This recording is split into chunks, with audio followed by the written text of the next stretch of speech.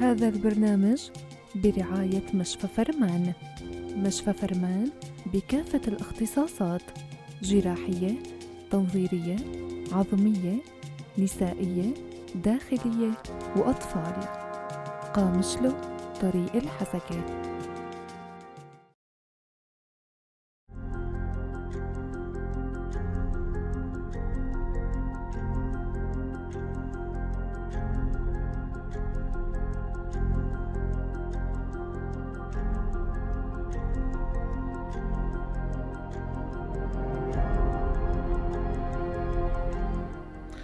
يسعد مساكم واهلا وسهلا فيكم بحلقه جديده من برنامج صحتك بالدنيا.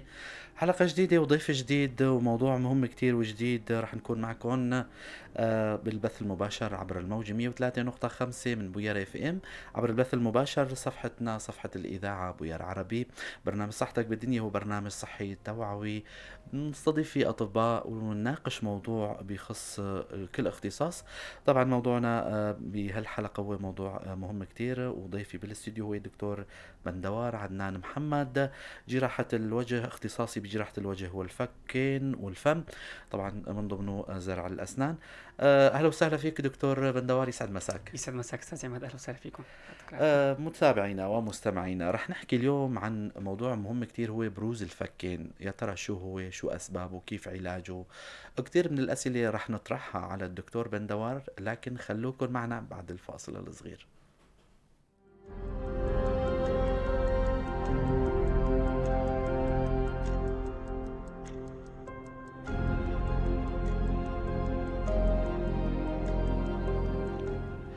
مرة تانية أهلا وسهلا فيكم مستمعينا. راح أكون معكم أنا عماد خلف من وراء الميكروفون، وزميلاتي بالكنترول والبث المباشر لورين ومروة.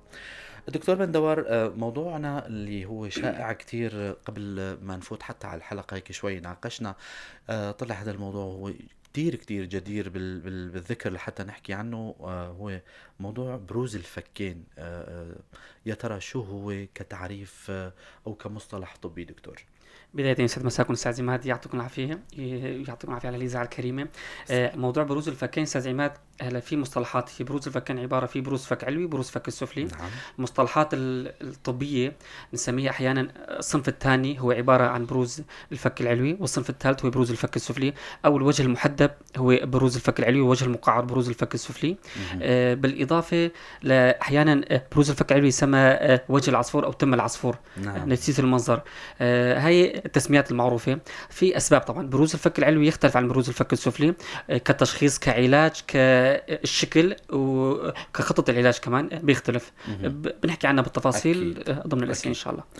دكتور، حدا من المستمعين بيسأل يا ترى، وخليني يعني حابب أذكر المستمعين للي إذا حدا عنده أي سؤال أو حدا يخطر على باله أي سؤال، مستمعينا للي أنتوا هلا عم تسمعونا على الموجة 103.5، فيكم تنضموا لنا أو تشيلوا السماعة وتحكوا معنا. 429 101 هو رقمنا الأرضي، فيكم تسألوا أي سؤال بيخطر على بالكم، يعني بخصوص الجراحة الفكية. حتى يلي برات البلد عبر الواتساب فيكم تنضموا لنا، تبعتوا رسالة رح نجاوب عليها أكيد. 093 82 80 81 4 عبر البث المباشر. يلي عم يشاهدونا بوير عربي فيكم تكتبوا أي رسالة بخص موضوعنا. يا ترى من المستمع دكتور لما بيسأل حاله يا ترى له تأثير هل بروز هذا مستقبلا، أو شو له مضاعفات إذا ما تعالج مثلا؟ بداية أستاذي، البروز بدنا نوضح، في بروز فكي وفي بروز سني المنشأ. الفرق بيناتهم، البروز السني تكون الفك طبيعي، علاقة الفكين، علاقة الفك العلوي مع الجمجمة. نحن في عنا 3 أشياء ثوابت. الجمجمة هي قاعدة جمجمة ثابتة، في الفك العلوي هي مرتبطة مع الجمجمة، والفك السفلي. لما يكون عندي الفكين علاقتهم طبيعية مع بعض ومع الجمجمة، فبتكون عندي المشكلة بس أسنان، نسميها بروز سني أو مشكلة سنية. هذا العلاج يكون كتير بسيط، هو علاج بالمعالجة التقويمية المحافظة. بالأعمار الصغيرة بتكون النتائج مضمونة 100%، بالأعمار بعد سن البلوغ كمان النتائج مضمونة، بس بالأعمار الكبيرة النتائج تختلف شوي، وقتها بدها معالجات سنيه لاقضي على المشكله. اما لما تكون عندي المشكله هيكليه نسميها، الهيكليه هي المشكله عظميه. الاسنان عندي نظاميه، الرص نظامي، بس مشكله بالفك نفسه. الفك نفسه هو بارز الفك العلوي بالنسبه لقاعده الجمجمه، او الفك السفلي بارز بالنسبه للفك العلوي وقاعده الجمجمه. فهون بيكون المشكله قد ما حاولنا بالتقويم بنغطيها بتكون النتيجه كتير خفيفه. فالحل بيكون هون التقويم الجراحي. أيوة. التقويم الجراحي بيشمل المعالجه التقويميه زائد جراحه، مشان الاثنين سوا. نصحح مشان نصحح الخطا، وراح نفوت بالتفاصيل شوي شوي حسب الحال ان شاء الله. أكيد. يا ترى دكتور، يا ترى ما هي العلامات اللي بتظهر لها حتى أي مستمع عم يسمعنا هلا، يا ترى شلون بده يفسر أو شلون بده يوضح إنه عنده بروز فكي سواء سفلي أو علوي؟ شو هي العلامات اللي بتبين على وجه بداية أستاذ عماد، مشان نكون واضحين للمستمعين، باعتبار الثقافة الطبية عندنا الحمد لله صارت كويسة، في عندي أعراض وفي علامات. الأعراض هي اللي يشتكي منها المريض، والعلامات اللي يكتشفها الطبيب. تماما. الأعراض اللي يشتكي منها المريض هي المهمة، يعني هو شو عم يشرح المريض للطبيب؟ عم يقول دكتور تمي دائما مفتوحة، نسميه عضة أمامية مفتوحة. نعم. نتيجة البروز أحد الفكين فبيكون الفك مفتوح. نعم. في شخير، في جفاف فم. نعم. جفاف فم نتيجة ذلك، يعني هدول الأعراض اللي ينزعج منها المريض. هو والشكل الرئيسي هو المنظر، المريض عم ينزعج من المنظر، من الوسط اللي هو عايش فيه. هدول الأعراض اللي ينزعج منها المريض. أما العلامات اللي يفحصها الطبيب، العلامات اللي نكشفها لما يكون عندي بروز أحد الفكين، مثل ما قلنا العضة المفتوحة الطبيب يفحصها ويتاكد منها. بيكون لما تكون العضه مفتوحه والتنفس مووي او الشخير عم يصير، فبصير عندي في تضيق قبه الحنك، نسميه قبه حنك محرابيه. أيوة. ما لها مسطحه، هاي نتيجه النمو فعم تضيق معي. بيكون عندي في نخور معممه نتيجه انه في جفاف بالفم، ما في عندي لعاب يقاوم النخور. عم بلاحظها كثير في تراكب الاسنان. ايش معنى التراكب استاذي؟ انه سن جاي فوق سن. نعم. لما يكون عندي بروز بالفك العلوي، في فراغات بين الاسنان، مسافات بين الاسنان مو جنب بعضها. هاي لما يكون عندي في صنف ثالث او بروز الفك السفلي او الفك العلوي حسب الحاله يعني. فهاي العلامات بيكتشفها الطبيب، فهو من هون بيروح الاستقصاء المطلوب، سواء صور شعاعيه او امثله جبسيه. امثله جبسيه عباره عن الطوابع اللي بياخذوها كل المرضى بالعيادات. أيوة. القياس بيفوت بالتم، بناخذ الامثله الجبسيه بنحللها جوات العياده، انه مقدار في دراسات نسميها دراسات تقويميه، مقدار حجم السن مع حجم الفك، مشان نعرف المشكله هل ترى سنيه ولا هيكليه، مثل ما حكينا باول موضوع. حلو كتير. مشان اذا المشكله السنيه بيكون الحل بسيط والمعالجه بسيطه وتكلفه المعالجه كمان بسيطه. اما اذا الحل هيكلي فبتكون عندي المعالجه مشاركه بين التقويم وبين الجراحه. اكيد. هي. اكيد دكتور، دائما الحالات اللي بتبلشوا او يعني تنكشف ببدايه اكيد هي اسهل علاجها. نعم دكتور، هلا عندكم بالعياده كيف بتفحصوا بالمراكز اللي عندكم اياها؟ كيف بتفحصوا اول الاجراءات التشخيصيه اللي عندكم يعني؟ الاجراءات التشخيصيه استاذ عماد، انت تفضلت انه بالاعمار المبكره، الاعمار المبكره لما يجيني الطفل عنده مشكله، حتى لو مشكله هيكليه بجهاز خارجي او داخل الفم بسيط بتنحل مشكله، باعتبار الطفل فتره النمو فيني اتحكم بالنمو. حلو. يعني اذا عنده بروز بالفك العلوي بالفك السفلي، فيني احط جهاز كابح دقن بيوقف لي النمو وبيحرض نمو الفك العلوي، فبتحل مشكله عندي. فمثل ما تفضلت، لما يجيني المريض بالاعمار الصغيره، الاهل عم يتابعوا مريض او بالزياره الدوريه، اي مشكله قد ما تكون صعبه فبتكون الحل كتير بسيط. ولما يكون عندي بروز بالفك العلوي، في جهاز بنحطه محرض لنمو الفك السفلي وبيوقف نمو الفك العلوي. تمام. فهي بالنسبه للاجراءات استاذ عماد مثل ما تفضلت حكينا قبل شوي، في صور شعاعيه، في امثله جبسيه اللي بناخذ منها قياسات، في الفحص السريري هو كتير مهم. نسميه البروفايل، احيانا بنصور صوره فوتوغرافيه للمريض اماميه وجانبيه، الجانبيه نسميها البانوراميه او البروفايل نسميها مشان دراسه الحاله. يعني اي مشكله تقويميه استاذي ما فينا نقيم والمريض قاعد انه عندك هالمشكله، فلازم انا افحص الاعراض والعلامات والدراسات الشعاعيه والمخبريه او الامثله الجبسيه كلها، نسميها دراسه تقويميه. هالدراسه بتبين لي مدى بروز الفك العلوي او بروز الفك السفلي، او تراجع الفك العلوي والفك السفلي الطبيعي، او تراجع الفك السفلي والفك العلوي الطبيعي، او في احيانا دوران بالفك نسميها. الفكين طبيعي بس في دوران، عندي زاويه الفك فيها انفتاح كتير تماما دوران. فهي كلها في لها نسب وفي لها ارقام. الارقام طبعا زائد ناقص، هي الارقام الطبيعيه، اذا زياده في لها خطه علاج واذا نقص في لها خطه علاج. اكيد. فالتشخيص اهم شيء، نصف العلاج هو خطه التشخيص. انا لما شخصت الحاله انا خلاص حليت نص المشكله. بالضبط، هاي الفكره. دائما باي مرض ما طالما تشخص المرض فالعلاج هو بيكون اكيد سهل. احيانا حالات كثير استاذي، يعني مع احترامي لبعض الدكاتره، انه دغري بيحط جهاز التقويم ايوه بلا دراسه الحاله. فايمتى بيكتشف؟ بعد 4-5 سنوات التقويم لسه موجود، يعني المريض ما استجاب للتقويم، عم يصير امتصاص بالجذور، عندي امتصاص بالصفيحه العظميه بالفك، فالمريض عم يفوت من مشكله لمشكله ثانيه. تماما. فبدنا اهم شيء الدراسه تكون صحيحه.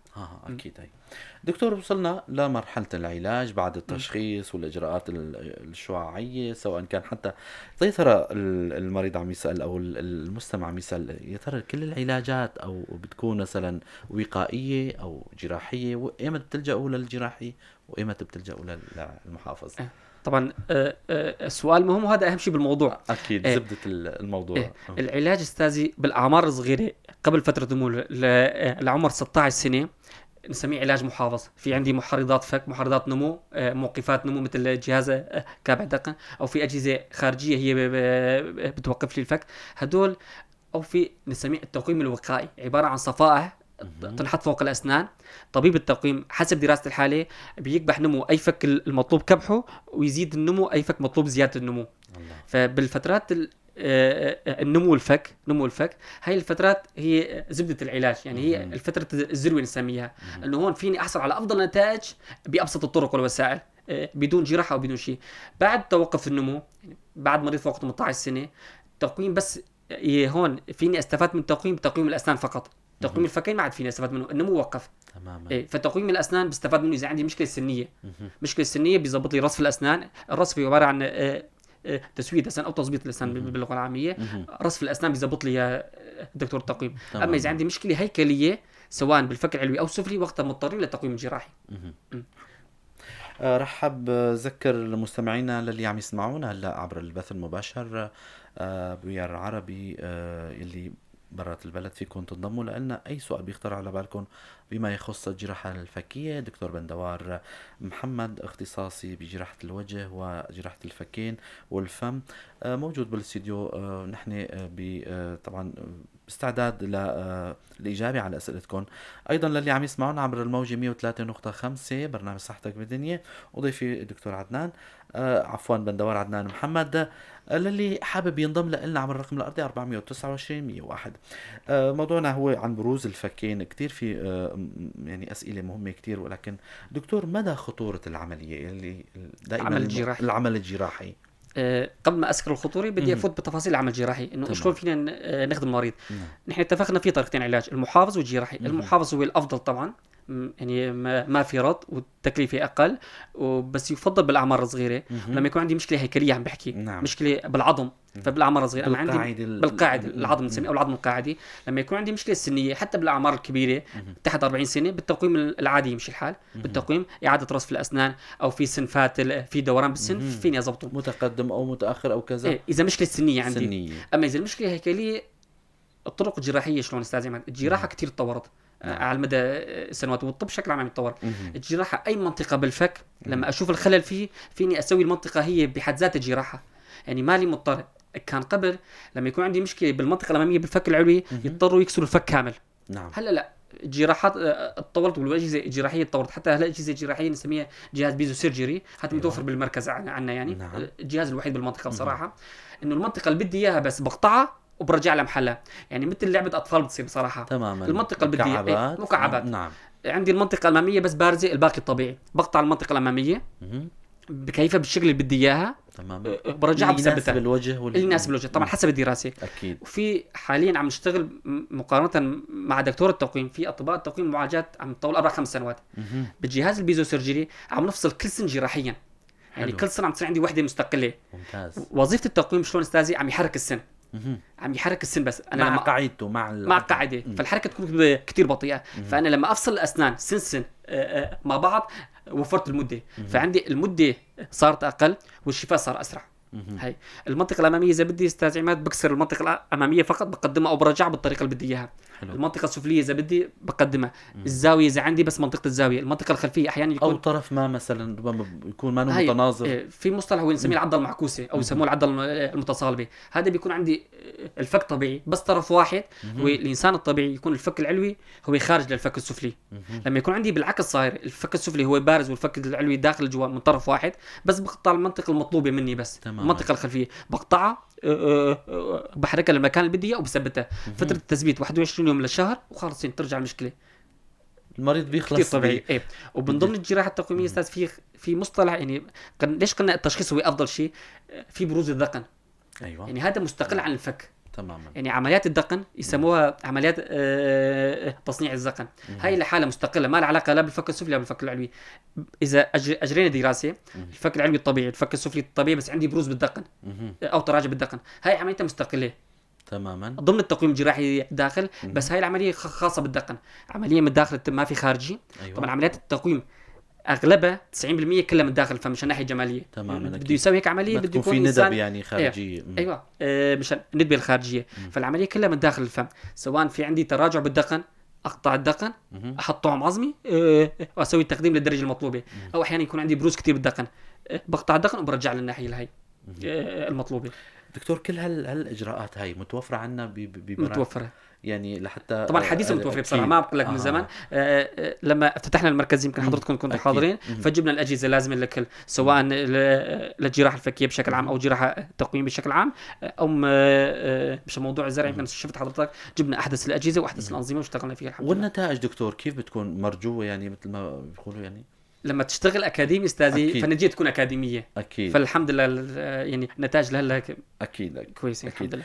دكتور اذا اي مريض ما تشخص وما راجع الطبيب وما في كثير من المرضى ما بيحسوا عن حالهم او خلينا اللي عندهم هالحالات هاي، يا ترى شو المشاكل اللي راح تضل معهم؟ شو مدى الخطوره اللي راح تضل عندهم اذا كان سواء في عاهه بالفك مثلا؟ رح تضل المشاكل اللي كانت موجوده بالاساس. الناحيه الجماليه رح تضل مشوهه. نعم. لما تتشوه الناحيه الجماليه استاذي فالناحيه النفسيه حكما تضررت. اكيد.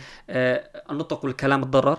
يعني لهلا عم يجونا مرضى مسوين عمليه شق شراع، هي عمليه بسيطه لهلا عم صوت الخنه فيه. نعم. فرح يعانوا من مشاكل الكلام والنطق، في حروف ما راح تطلع معه سواء في بروز فك علوي او فك سفلي، بالاخص حرف السين والشين اللي هدول بدهم ايوه نسميها الاحرف السنيه. نعم. ايه هدول بدهم جباري، فراح يتواجه المريض هالمشاكل. بالاضافه لما تكون قبضه الحنك محرابيه عندي ففي حروف بدها تطلع بخشونه.